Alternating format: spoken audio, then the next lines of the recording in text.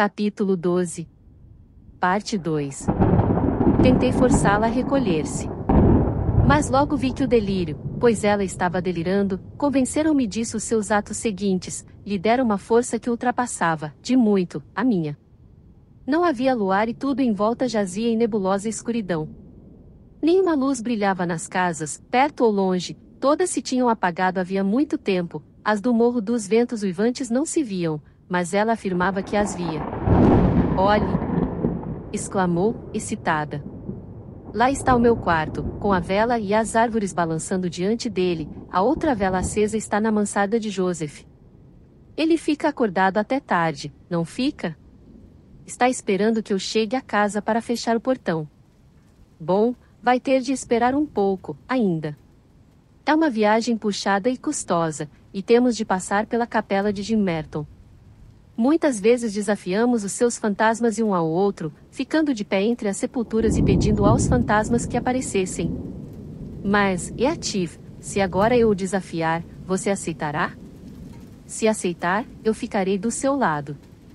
Não jazerei lá sozinha, podem enterrar-me a 4 metros de profundidade e derrubar a igreja por cima de mim, que eu jamais descansarei enquanto você não estiver comigo. Jamais. Fez uma pausa e continuou, com um sorriso estranho. Ele está pensando, preferiria que eu fosse ao encontro dele. Procure o caminho, então. Não através do cemitério atrás da igreja. Como você é lento. Não reclame, você sempre me seguiu. Percebendo que não adiantava discutir com ela, estava pensando como poderia apanhar alguma coisa com que a cobrir, sem soltá-la, pois não queria deixá-la sozinha junto à janela aberta, quando, para minha consternação, ouvi a maçaneta girar e o Sr. Linton entrou no quarto. Tinha estado até aquela hora na biblioteca, e, ao passar pelo corredor, ouvirá-nos falar e fora atraído pela curiosidade, ou pelo medo do que tal conversa poderia significar, a horas tão tardias. Oh, Sr. Linton! Exclamei, antes que ele pudesse fazer qualquer comentário sobre a cena que os seus olhos viam ou o aspecto do quarto. Minha pobre patroa está doente e eu não sei o que faço. Por favor, convença-a a voltar para a cama. Esqueça o que se passou, pois ela é difícil de guiar senão à sua própria maneira. Catherine está doente? Repetiu ele, apressando-se a entrar. Feche a janela, Ellen. Catherine. O que? Não pôde dizer mais nada. O abatimento da senhora Linton deixou-o sem fala e ele só fazia olhar de uma para outra com uma expressão horrorizada. Tem estado aqui, trancada, prossegui, sem comer e sem se queixar. Não deixou entrar ninguém até hoje à noite, por isso não pudemos comunicar-lhe o seu estado, pois também nada sabíamos dele, mas não há de ser nada. Senti que as minhas explicações não o convenciam, o patrão franziu a testa. Não há de ser nada, você acha, Ellen Dean? Disse ele, severamente. Você há de explicar-me mais claramente por que me manteve na ignorância. E tomou a esposa nos braços, olhando para ela com ar angustiado. A princípio, ela não mostrou reconhecê-lo, era como se ele fosse invisível ao seu olhar abstrato. Mas o delírio ia e vinha, e aos poucos ela foi concentrando a atenção nele e descobrindo quem a segurava. Ah, você veio, não é, Edgar Linton? Disse, com irada excitação. Você é uma dessas coisas que a gente sempre encontra quando menos as quer e que, quando são desejadas, nunca se encontram. Suponho que agora teremos uma carga de lamentações, sei que teremos, mas elas não me impedirão de ir para o meu estreito lar, para o meu lugar de descanso, onde repousarei antes que a primavera termine. Não entre os Linton, repare, sob o teto da capela, e sim ao ar livre, com uma simples lápide, e você pode fazer o que quiser, ir ter com eles ou vir ter comigo. Catherine, que foi que você fez? Começou o meu amo. Eu não significo mais nada para você? Você ama aquele desgraçado do Ralph. Cale-se. Gritou a senhora Linton. Cale-se, pelo amor de Deus. Se você mencionar esse nome, eu terminarei com tudo, pulando pela janela. Você pode possuir o que agora toca, mas a minha alma estará no topo daquela colina antes que você ponha as mãos em mim. Não preciso de você, Edgar, já não preciso de você. Volte para os seus livros. Ainda bem que você tem uma consolação, pois a que tinha em mim já se acabou. Ela está delirando, patrão, disse eu. Tem estado a noite inteira falando coisas sem sentido, mas é só deixá-la sossegar e cuidar dela, que logo se recuperará. Doravante temos de ter muita cautela para não contrariá-la. Não quero mais conselhos seus, replicou o Sr. Linton. Você conhecia o temperamento da sua patroa e encorajou-me a discutir com ela. E não me dizer o que ela passou durante estes 3 dias. É demasiado cruel. Meses de enfermidade não a teriam afetado tanto. Comecei a defender-me, achando que era injusto ser culpada pelo mau comportamento de outrem. Sabia que o temperamento da Sra. Linton era obstinado e dominador, exclamei. Mas não sabia que o senhor desejava estimular-lhe esse temperamento. Não sabia que, só para lhe fazer a vontade, eu deveria piscar o olho ao Sr. Eatif. Cumpri o dever de uma fiel servidora, ao contar-lhe o que se passava, e nunca imaginei que fosse receber esta paga. Bem, a lição servirá para a próxima vez. Então, o senhor que trate de ver o que se passa com os seus próprios olhos. Da próxima vez que você me vier com alguma história, Ellen Dean, serei obrigado a despedi-la. Retrucou ele. O senhor prefere, então, nada saber a respeito, não é? Perguntei. Eatif tem a sua permissão para vir cortejar a senhorita Isabela e entrar, sempre que o senhor não está, propositadamente para envenenar a senhora Linton contra a senhor? Confusa como estava, Catherine tinha porém os ouvidos alerta à nossa conversa. Ah, quer dizer que Nelly bancou a traidora. Exclamou ela, arrebatadamente. Nelly é minha inimiga. Bruxa? Então é verdade que você procura ferir-nos. Solte-me, que eu lhe ensinarei. Vou fazê-la berrar uma retratação. Uma fúria de louca brilhava em seus olhos, lutava desesperadamente para se desprender dos braços de Linton. Eu não via por que prolongar aquela cena, e, resolvida a ir procurar o médico por minha conta, saí do quarto.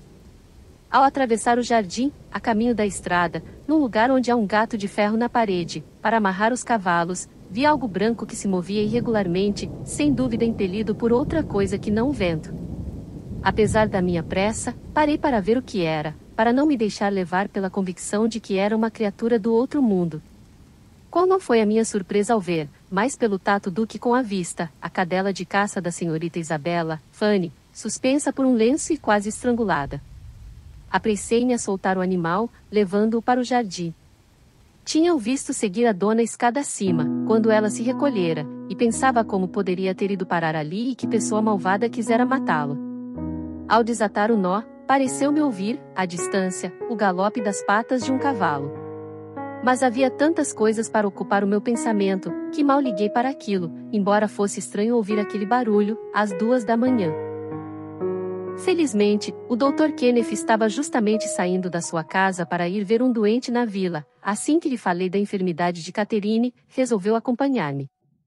Era um homem simples e rude, não teve escrúpulos em revelar as suas dúvidas de que ela conseguisse sobreviver àquele segundo ataque, a menos que obedecesse mais às suas instruções do que da primeira vez.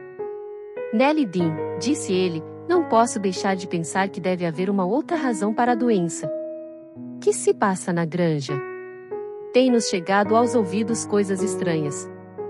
Uma moça forte e animosa como Catherine não adoece, assim por nada, nem gente como ela deve adoecer. É um trabalho e tanto fazê-los obedecer e recuperar-se. Como foi que a coisa começou? O meu patrão lhe dirá, respondi. Mas o senhor conhece bem o gênio violento do Zearsha, e o da senhora Linton ultrapassa todos eles. Posso lhe dizer que tudo começou por uma discussão. Ela teve uma espécie de desmaio, causado pela agitação, pelo menos é o que ela diz, pois no meio da discussão saiu correndo e se trancou no quarto. Depois recusou-se a comer e agora está alternadamente delirando ou procedendo como uma sonâmbula, reconhecendo os que a cercam, mas com a cabeça cheia de ideias estranhas e ilusões. Acha que o Sr. Linton ficará triste? Perguntou o Dr. Kenneth. Triste? Se algo acontecer, ele ficará aniquilado, repliquei. Não o alarme mais do que for necessário. Bem, eu lhe disse para ter cuidado, lembrou o médico, e ele terá de sofrer as consequências de não ter ligado para minha recomendação. Não discutiu com o Sr. Eative ultimamente? Eative costuma visitar a granja, respondi, mais por ter conhecido a Sra. Linton quando os dois eram crianças do que pelo fato de o patrão gostar da sua companhia. Agora, ele não deve voltar mais, devido às presunçosas aspirações que manifestou quanto à senhorita Isabela. Duvido que volte a ser recebido. E a senhorita Isabela liga para ele? Perguntou, novamente, o médico. Não sei, ela não me faz confidências, respondi, não querendo continuar com aquele assunto. Eu sei, ela é uma sonsinha, comentou o médico, abanando a cabeça. Faz o que bem entende. Mas é também uma bobinha. Soube, de fonte segura, que, ontem à noite, e que bela noite, ela e Eative estiveram mais de 2 horas passeando na plantação que há por detrás da sua casa, e que ele insistiu para que ela não entrasse e sim montasse no cavalo dele e partissem juntos. Meu informante me disse que ela só conseguiu fazê-lo desistir dando-lhe a sua palavra de honra de que fugiria com ele no próximo encontro. Quando seria, o meu informante não ouviu, mas diga ao Sr. Linton que fique alerta. Essa notícia encheu-me de apreensão, pedi licença ao Dr. Kenneth e corri para casa, à frente dele. A cachorrinha ainda estava latindo no jardim. Levei um minuto abrindo-lhe o portão, mas, em vez de correr para a porta da casa, ela começou a andar em círculos, farejando a grama, e teria acabado por sair para a estrada, se eu não a tivesse agarrado e carregado comigo. Ao chegar ao quarto de Isabela, as minhas suspeitas se confirmaram. Estava vazio. Se eu houvesse ido ao quarto algumas horas antes, a notícia da doença da senhora Linton talvez tivesse feito com que ela não cometesse aquela loucura. Que fazer, agora? Ainda havia uma leve possibilidade de alcançá-los. Contudo, eu não podia ir atrás deles, não ousava despertar a família e semear a confusão em casa, muito menos dizer o que se passava ao meu amo, absorvido como ele estava na sua preocupação e, certamente, incapaz de suportar um segundo golpe. Não via o que fazer senão ficar calada e deixar as coisas tomarem o seu curso. Assim, quando o doutor chegou, fui, com expressão transtornada, anunciá-lo. Catherine dormia um sono agitado. O marido conseguirá acalmá-la um pouco e debruçava-se sobre o travesseiro, atento a todas as mudanças que lhe alteravam os traços. Após examiná-la, o médico deu esperanças de recuperação, desde que mantivéssemos à volta dela uma atmosfera de perfeita e constante tranquilidade. Para mim, aquilo significava que o perigo não era tanto de morte como de permanente alienação mental. Não preguei o olho, essa noite, e nem o Sr. Linton, aliás, nem nos deitamos, e todos os criados se levantaram muito antes da hora habitual, andando pela casa nas pontas dos pés e trocando murmúrios em vez de palavras. Todo mundo estava acordado, menos a senhorita Isabela, e não tardaram a comentar esse fato. O irmão perguntou se ela já se tinha levantado e mostrou-se impaciente por vê-la, ao mesmo tempo que ferido pelo pouco caso que ela demonstrava em relação à cunhada. Eu tremia, de medo de que ele me mandasse chamá-la, mas tive poupada a tarefa de ser a primeira pessoa a proclamar a sua fuga. Uma das criadas, uma moça avoada, que fora bem cedo fazer uma compra em Jim Merton, subiu, ofegante, a escada e entrou no quarto, gritando: "Oh, meu Deus, meu Deus! Que desgraça! Patrão, patrão, a senhorita, não grite!" Falei eu, depressa, irritada com aquela falta de tato. "Fale mais baixo, Mary." "Que aconteceu?" perguntou o Sr. Linton. "Que é que a senhorita tem?" "Ela fugiu." "O Sr. Eative fugiu com ela." arquejou a moça. "Não é possível!" exclamou Linton, levantando-se, agitado. "Não é possível! Como é que isso lhe entrou na cabeça?" "Ellen Dean, vá procurá-la." "É incrível, é impossível." À medida que falava, ia levando a criada para a porta e repetindo o pedido de que ela lhe dissesse as razões para dizer aquilo. "Bem, eu encontrei, na estrada, um rapaz que traz leite para cá", falou ela, e ele perguntou se a gente não estava aflita aqui na granja. Pensei que ele estava falando da doença da patroa e respondi que estávamos. Aí ele falou: "Alguém foi atrás deles, não foi?" Fiquei parada, olhando para ele. Aí ele viu que eu não sabia de nada e me contou que um senhor e uma moça tinham parado num ferrador de cavalo, perto de Gimmerton, pouco depois da meia-noite. E que a filha do ferrador se levantou para espiar quem era e os reconheceu.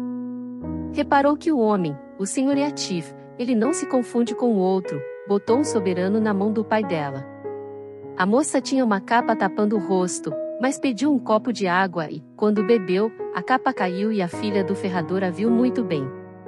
O senhor Yatif segurou as duas rédeas e saíram correndo bem depressa. A moça não falou nada com o pai, mas espalhou a notícia em Gimmerton, esta manhã. Subi a escada e mais uma vez olhei para dentro do quarto de Isabela, confirmando, ao voltar, o que a criada dissera. O Sr. Linton voltará a sentar-se à beira da cama. Ao me ver entrar, ergueu os olhos, leu nos meus o que eu tinha para dizer-lhe e voltou a baixá-los, sem dar qualquer ordem ou pronunciar uma só palavra. Devemos tentar alcançá-los e trazê-la de volta? Perguntei. Que devemos fazer? Ela foi porque quis, respondeu o meu amo. Tinha o direito de ir, se assim quisesse. Não me fale mais nela. De agora em diante, ela só é minha irmã de nome, não porque eu a repudie, mas porque ela me repudiou. E isso foi tudo o que ele disse, não tratou de fazer nenhum inquérito, não mais a mencionou. Apenas me disse que mandasse tudo quanto era dela para sua nova casa, assim que eu soubesse onde era.